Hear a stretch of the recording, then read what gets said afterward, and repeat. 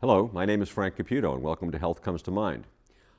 This will be a series of 6 programs which will address various areas that will hopefully explain that there is a connection between the mind and the body, which for a long time in Western medicine wasn't recognized, but is now.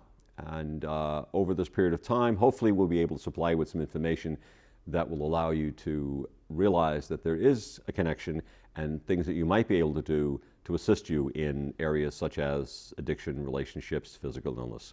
We thank you very much for being here, and we look forward to spending some time with you in the next 6 weeks. Thank you very much.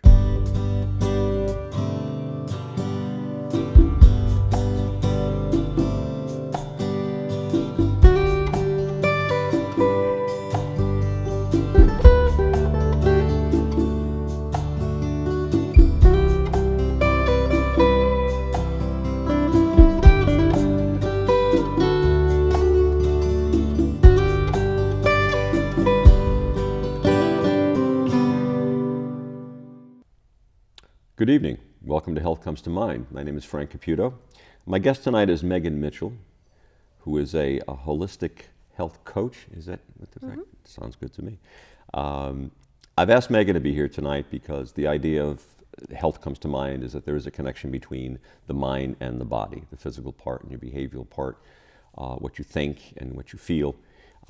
I'd asked Megan because Megan does a variety of things that deal with physical problems, behavioral problems, and the connection between the two. So, Megan, I'd just like to ask you to begin with, if you have a behavioral health problem, okay, whatever the case may be.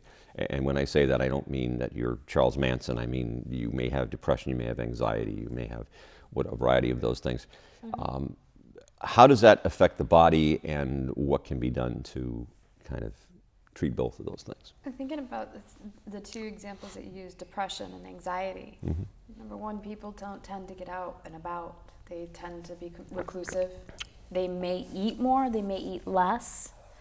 They may socialize a lot less. More often than not, with depression and anxiety, they're not socializing. So the mind and the body are not being stimulated, they're not being taken care of. They're completely being neglected because something else has come in, and it's like a dark cloud completely weighing over them. So that dark cloud now becomes the focus rather than the mind or the body or the spirit for that matter. It's just that dark cloud, whatever that may be, whether it be depression, anxiety, nervousness, just all of those different actions, the behavioral disorders, those anything that keeps somebody from living a quote-unquote normal life. And if you have a true definition of normal life, I'd like to hear that. I have no idea. I don't I've either. been normal in my entire life. Yeah, but finding a balance is ultimately the way to do it. But yeah, you can, if you look at those, it does inhibit actions like getting out and about, getting some physical exercise, being nourished by foods in a proper manner, with the right foods, the healthy foods. And the social component, which is just so key in our lives, is to have that connection with human beings. It's just so important. And when those behavioral issues come to the forefront, it shuts everything else down. Okay. So you're saying people that will isolate, okay, physically isolate and then also socially isolate, that kind of can be an indicator that there's something going wrong here. Oh yeah. If you're noticing that somebody who is spending a lot of time with you all of a sudden has pulled back from that, you might want to look at what's going on with them and just check in with them and spend some time with them, take them out somewhere, and just have that little social component with them. If you're seeking that, if you know somebody else that does have that issue, that that there's definitely something, you can suggest to them, find somebody that you can talk to. It doesn't have to be a therapist. I mean, therapists are great. They have their purpose. They help provide tools for people to get, where they need to be. But so do coaches. So do personal trainers. So do massage therapists. They offer people another outlet. So do occupational therapists is a different form of counseling. There's school counselors, there's teachers, there's, no matter your age, there's somebody for you to reach out to, a minister, whatever it may be for you. Right. You know, I remember the movie, I think it was Oh God was the name of the movie. And the fellow in there was feeling, he said, I don't feel normal. I don't feel normal. And he said, well, if you don't feel normal, try doing something normal. And he shaved, you know, and that was normal. He hadn't shaved for God knows how long. Try to do something as normal. In other words, what you're saying is you don't have to go whole hog on some tremendous scheme to do all of these things at once, just to try to get whatever, again, normal is, but familiar maybe is a better word than normal, or I don't know, whatever. It depends on the situation. What I would recommend to people, and saying normal is a tough, it's a very gray area, because everyone is an individual and they have different things that work right for them. Right. One of the simplest things is just getting out to the library. It's a very innocuous place. It's, you know, fairly quiet. It's, you know, welcoming. There's always somebody there with a smile for you. You can just walk in and nobody, you know, people could ignore you. You could just keep going, and you can be anonymous. So you can have that social component, or you can not, but you still can get out and you can do some research, you can read a book, you can just relax however you want to. It's a good energy place. It's free too. Yeah. That's a nice and I don't say that to be facetious, because the fact that it is free is good, because many people I know have wanted to do things, but they say, I can't afford it. You exactly. know? And it's not necessarily what you can afford. You know, oh, well, I'll feel better if I go out and buy a, you know, a 55-inch flat screen TV. That'll make me feel better. Maybe it won't. Okay? No, especially if you can't afford the cable now. Can't afford the cable, and you're sitting in the same room all alone by yourself with no friends watching the TV. It's the other things that count. Yeah, very isolating. The little things that maybe aren't so little at this point. So what are some of the things that you do as a holistic life coach? In other words, if I came into you and I said, Megan, I have this issue. I feel tight. I feel wound up, you know, like the proverbial overwound clock. What can I do, you know, other than take a variety of medications? And we're not going to say medication at all the rest of this whole thing. Okay. Not that there's nothing wrong with medications, but let's look at some alternatives. What do you think I can do? If you're tight and you're wound up, I'm going to ask you a bunch of questions. What do you believe is the cause of this? I mean, what do you think is the precursor to you feeling this way? Is it work related? Is it family related? Is it a relationship beyond family? Is it your lack of physical exercise, or maybe it is your physical exercise? What are you doing at work? What are your activities like each day? So we go through a whole bunch of questions to kind of delve down into what is happening. What is the activity? What is the emotion behind it? You know, all those different things that you need to know before you can then say, okay, this is the next step. Because, yeah, sure, I can say, go get a massage. I can, you know, do a massage for you. I can recommend a number of great massage therapists. That can relieve your tension. But if it's something that is happening on a regular basis, if this is a repetitive issue, massage is great, but it's expensive, and you're not going to be able to handle that. So how would you do it on your own? I'd probably recommend meditation. Number one, it's the most inexpensive thing you can do anywhere. Ideally, not in a really loud room, but you know, you can pretty much do that anywhere. Even in a loud room, you just don't do a peaceful, quieting meditation. You can do a walking meditation, a meditation where you're being aware and present. That anything that you're doing that brings you into the present moment and puts you right here in this moment, that type of activity will really benefit anybody, regardless of whether it's just tension. So that's probably two of the things that I'd recommend, but there's other things that we could do too. So you're actually doing a diagnosis before you prescribe the treatment? I can't diagnose and I can't prescribe, but for semantics, sure, fine. No, not a diagnosis as the AMA would put it or the APA would put it. Right. Else, but I'm you are doing asking detective questions. work. You're doing some detective work. That's I am true, too. detecting. You don't have to have a state license to be a detective. And then I'm giving some advice. But yes, agreed. Okay. And I do, you know, if you really want to work with someone, no matter who it is, even if you and I were friends and you came to me and said, Meg, you know, I've just been so stressed this lately. It's just very stressed. I don't even know where it's coming from, because you might not even know where it's coming from. So that's when I would sit there as a friend and say, So tell me some of the things that are happening with you. That's right. So that's the conversation. It's not very different from a reciprocal friendship relationship like that. That's so.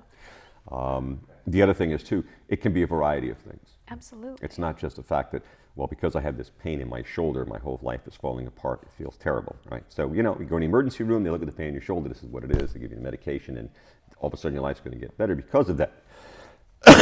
Excuse me, but it doesn't work that way. Often that's only a temporary solution. Right, right. It's what you do to prevent that shoulder from going, where it was before. A lot of people look at meditation and they think you have to, shave your head and put on the robe and sit in the corner and that type of thing. That's not what you're talking about. I mean, it could be what you're talking about, but that's not necessarily what you're speaking of. If you can find minimum 4 hours a day, every day, to sit down in peace and quiet and have no disruptions, more 4 hours, power. you say, or minutes? Minimum, 4 hours. minimum 4 hours. Yep. I mean, look at the monks that you're describing. They, number one, have a quiet environment to begin with. They're isolated. And they can be in a room where there's no one that's going to disturb them. If you can find that, let me know, because I would love to go there. Yeah, I know. That's true. That's true. Time is precious, but it's when you do it, I guess, too, that makes a difference, right? It varies for the individual, and when I teach meditation, I often give people about a 5-minute meditation that I suggest, which is a simple progressive relaxation, just having them breathe in and out, relaxing the parts of their body, starting with the toes, moving all the way up to the tip of their head, which usually by that point they're pretty relaxed. But it's with the breath, so you breathe in and you tell your toes to relax, and you breathe out.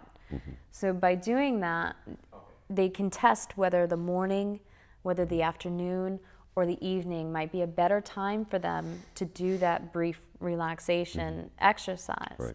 And if they find, some people just find it's not feasible during the day. Right. It's better for them at night. Some, it's better in the morning. So, and everybody's different. So you have to adjust it to whatever your particular lifestyle is. But the idea is that you should take that time to take the time to become aware of what's going on around you. And it's not like... Well, being aware of you, more That's so than right. what's going on around you. Correct, Being aware of what's correct, going on okay. around you is great, but if you're still not aware of what's happening here within your body, within your mind, within your spirit, nothing else matters. So you're bringing the focus away from whatever's on TV. The distractions. The garbage man outside and somebody yelling, or your kids are crying, whatever it is, and you're trying to focus in on yourself. Okay. Yes. Which is not a that's so selfish selfish. thing. That's so selfish. I knew you'd say that. That's true, because people, well, I'm being very sarcastic. No, when I know say that, but I would tell you there are people that really feel that way. They that do. I can't be selfish and do this myself. Yeah. It seems sad that when it comes to taking care of ourselves, that becomes selfish. Right. It's self-fulfilling. It's like saying, okay, I have this empty pitcher, and I'm going to continue to take something from it. When you're trying to give to other people instead of replenishing what you have, you're pulling from an empty pitcher. Right. But when you take that time for self-care, no matter how it is, whether it be meditation, whether it be massage, whether it be just taking a nice luxurious bath, or sitting down and reading a book, whatever works for you for self-care, you're replenishing that pitcher. That's good. And feel free to go ahead and make it overflow. And that's not something someone can do for you, can they? No. No. You can have assistance, you can have support in that, but you definitely need to be a participant in that and be, completely there in that. That's good. That's good. People, we live, unfortunately, a lot of us in this fix-it-for-me world, do this and make things right away. But you have to do something. I deal a lot with addictions, and people will say, what can you do to help me? Well, let me see, I don't know. I'm going to go through the same process you do with the interview or the diagnosis, whatever. And then, well, what can you do to help you? Yeah. Because, you may have heard me say this before, one of my favorite books is John Kabat-Zinn, is wherever you go, there you are. And you can't go anywhere without yourself. Try to do it. It doesn't work that way. You really got to keep track of what's going on in your Well, you're the only person that can control you. Nobody else can control what's happening to you. That's right. The choices you make, the actions you take, the words you speak, that all comes from you. There's nobody else being the puppeteer behind you. Right. It's... People say, well, you got to have high self-esteem. I don't know if self-esteem means as much as, really feeling good about yourself and high self-esteem are two different things, aren't they? Or is there somewhere I landing think they're between connected. They're connected, right? But I don't think that you have to have high self-esteem to feel good about yourself. Right. I think a lot of people equate self-esteem with being confident and being able to put themselves in situations where they have to take center stage. That's not necessarily feeling good about yourself. No, because Muammar Gaddafi and Adolf Hitler, Yeah, I think they had had high good, self-esteem. Yeah, I themselves in it, agree. too. I think feeling good about yourself says that, I can take anything that comes my way and I can handle it. And if I can't handle it, I know who to go to get the support to get through that. That's good. Good. When we come back, we have to break for a moment. When we come back, I want to, ask you a few things in detail as to the things that you actually do as far as, hands-on or almost hands-on type things that might help in this situation. Absolutely. Good. Thank you very much. We'll be back. Welcome back. Megan is still here with us. Megan, I'd like to ask you a little bit about what you do, some of the things that you do to help alleviate some problems that could be physical, mental, psychological, or both. What types of things do you do? Well, one of the things that I started out with was Reiki. I became a Reiki master teacher probably 7-8 years ago now. And that started the process of meditation and learning how to find balance within everything in my own life. That was the whole purpose of doing it, was so that I could find the balance. I could find a way to heal myself. And I discovered that I could with whatever may have been going on in my life. There was stress and there was strife and there was a bunch of different things that were going on. And by doing the Reiki on myself, I found that I was able to heal the depression that comes with stress, the sadness, the anxiety, whatever it may be. That definitely was the first focus for me. And I really enjoyed doing it and found it so therapeutic for myself that I wanted to start working with other people. And in my mind, I didn't see it as legitimate. And forgive me, anybody that hears me say that. I definitely do now see the validity and the legitimacy in the Reiki practice. It's an amazing practice, but I think a lot of people go through that. If it isn't licensed, if it isn't approved by some authority, right. It's not easily believed. It's not easily used as a practice. So I went into massage therapy, and I went through school at CCMT, Connecticut Center for Massage Therapy. Wonderful training there. Really, a real holistic training in that they go from looking at your personal life, your personal aspect. You look at that. They teach you how to look at that. They teach you how to kind of heal yourself, and then they begin teaching you the rest of the things that you need to do. They teach you the massage, but they also teach you about your business, how to work with people. You're working in a therapeutic profession. You're going to have people that release on your table emotionally. They are going to have physical releases, obviously. Hopefully they're having physical releases. But it won't pay you. Yeah, hopefully they're getting rid of their pain.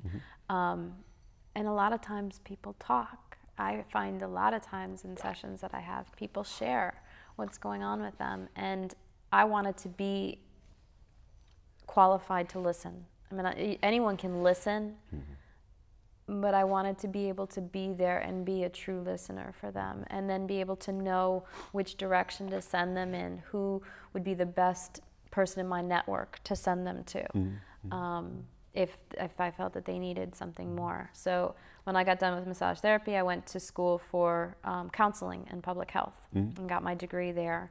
And I learned acupressure in massage therapy school. I learned meditation as well. I had also done further training beyond there. So those are some of the things that I had done, and I began my massage therapy practice. And then I learned Tai Chi. I fell in love with Tai Chi.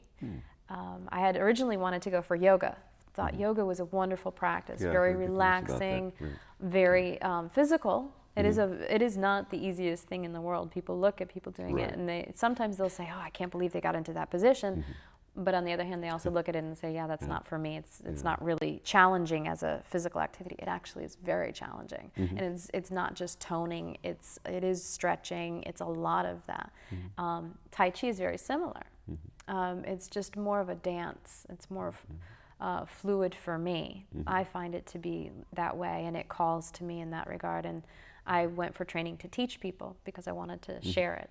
I wanted more of that, more of a group sharing, a social component to what I do, rather than just the massage one-on-one or Reiki one-on-one.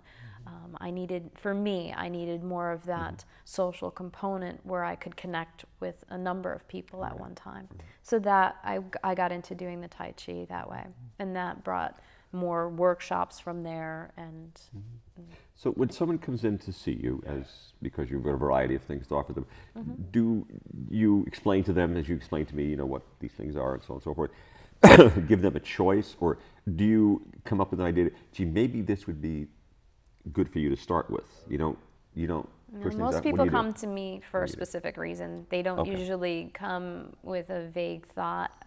They really have an idea of what they want. What they want to do. If somebody's coming to me because they want to understand more about coaching, the holistic health coaching, then we get into some of the things that we can do within that scenario and what that looks like.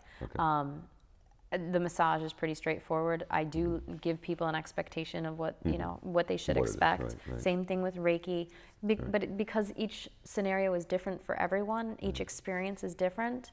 I let them know this is what some people say might happen. Well, give me a little detail on Reiki. I happen to know what it is.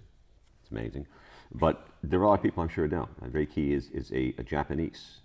Is it Japanese? Originally, Chinese? It's a Japanese tradition. It's similar to Qigong in the Chinese culture. It's an energy therapy. People may know therapeutic touch. They may know quantum touch. They may know the laying on of hands. As far as the Bible is concerned. So all of those things are fairly similar. Reiki is not religious, though. I don't mean to bring that in that regard and please let do, people we're not trying to think that. proselytize people. I do actually. I think a lot of people do think Reiki is religious. It's not. There's no religion in this at all. There is a spiritual component which does not have to do with religion. It's a spiritual component in that it does help you heal. It helps you to relax. It helps you to connect your mind, body, and spirit together. And when you study Reiki, the first level that you go through is basically a self-healing level. You work on yourself. If you're not self-healed, if you're not, in a place where you're feeling healthy and well, how can you go about going and helping other people and healing other people? You don't give your energy to another person when you do Reiki, but still you're not coming from a place where you're truly healed. Again, that full pitcher, if that pitcher's not full, how can you overflow and how can you share with other people if you're still pulling in for yourself? Right. So you're doing this basically for yourself. We're not selfish people, but you act as a facilitator, coach, a conduit in a sense. Is probably the best way to describe it. I try to use the analogy of a lamp. You have the light bulb, you have the cord, and you have the power outlet. So the client is ultimately the light bulb. The power outlet is the energy that's around us. It's interesting that it is an energy source. Okay, so Reiki actually stands for universal life source, the universal life energy. So it's everything that surrounds us. It's there. It's a fact. There's energy in the table. There's energy everywhere. We can get into a scientific discussion, but the fact is atoms are in everything and atoms contain energy. So you have the cord that connects the power outlet with the light bulb. I'm the power cord. You're the cord. I'm the cord that connects the two, funnels the energy to the light bulb, and the light bulb lights. But the light bulb lights itself ultimately. It needs the conduit, but ultimately it does light itself. It has that power within it to have it, that ability. But unless there's a cord connecting, the light bulb is going to sit there forever and never get connected to the power source. Even though the power source is, as you say, all around. Correct. And with the right training, if somebody wanted to go for further training, they could become their own cord. So they could become their own connector to the source. It just happens, that some people go for the training and then they can do that for other people. Ultimately, I think, this is something anybody can learn. You don't have to have any qualifications. You don't have to be a massage therapist. You don't have to be a counselor. You could be just the person walking on the corner that you bumped into, and they can learn how to do Reiki. Sometimes people shy away from that. Just as an aside, a lot of people think they walk into your office or whatever the case, you have to see a lot of certificates on the wall. You have to have certifications, letters after your name. I have letters after my name. But that's not who I am, and that's not why you're there to see me. There you go. Here's your thing. Here's a paper. It's a paper. Does it have any value to you? No, it means nothing. Right. That's right. So, and people sometimes shy away from things like that, and they'll say, well, this is not right because the person's not certified in it. By whom and how, whatever it is. If it works for you, it works for you. And in addictions, we look at that too. Does it work for you? No. Well, then you got to try something else. Yep. Okay? See whatever the case may be. It's not that you're doing it, or try something in addition to what you're doing. That's the key. The combination of those things. I think a combination is what is often key in most situations. It's not necessarily that you just try just one thing, because that one thing may work much better and be enhanced by something else. So I often tell people when I'm doing massage, if I see that their back is out of alignment, or I can tell that their neck is a little bit misaligned, I'll ask them, do you go to a chiropractor? Have you ever seen a chiropractor? Right. More often than not, people are, no, I don't want a chiropractor. But then I'll talk with them and I'll explain to them why I'm mentioning it to them, and it's because of the connection between muscles and bones, and I can do just so much, but if they're already out of alignment, they're going to stay out of alignment. The muscles are going to go back the way they were, and working together with a chiropractor will help them to feel better. So we work together rather than individually. One last thing that I want to discuss is food and nutrition. I know you do things with food as part of the whole package. I said, we do this, we do this, we do this. But we're going to have a segment, hopefully, things work out, on eating disorders. But other than just eating disorders, how do you approach the idea of food as something that is, is food therapeutic? I know it's necessary, but Yes, it can be, very much so. The reason I got into studying about food and the nutrition part is because I realized it was such a huge component to the physical aspect of our bodies. But I realized that food isn't the only thing that fuels us. There is so much more that fuels us. The relationships, like we talked about, self-care, spirituality, exercise, all of those different components, our job or our education, or whatever it may be. There's a lot of different components that fuel us, but nutrition is what people look to for the fuel. So I wanted to be able to have a background and understand how nutrition would benefit us. You can delve down to what calories, what types of foods you should be bringing in, but again, it goes back to everyone's an individual. What diet's going to work for me? Well, it's different for everyone. But how does it heal us? The simplest thing is to drink water. That's the simplest thing. Our bodies are composed of water. If we're not drinking water, we're not fueling our body. We're not replenishing what's part of us naturally. Getting back again to the simple things, and you're right. Yeah. And to end this, I have to tell you that there's I read a book, which I can't remember the name of, but it takes about 45 minutes to read it. It's a very good book, and it talks about why things now with processed foods and everything are different than they were. If we get back to the original foods, the ethnic foods, you want to say, that came over with our families from wherever we came over from, the simple things are much better for us than some of the stuff. And one of the things he says is, don't ever eat a cereal that turns the milk in your bowl colors, okay? The simple stuff. I was never more disappointed when Cocoa Puffs went that way. Isn't that terrible? But anyhow, to make it short, I thank you so much for being here tonight. Look forward to seeing you again. A few things I really appreciate it. Thank you so much, Megan. I appreciate that. Thank you for having me.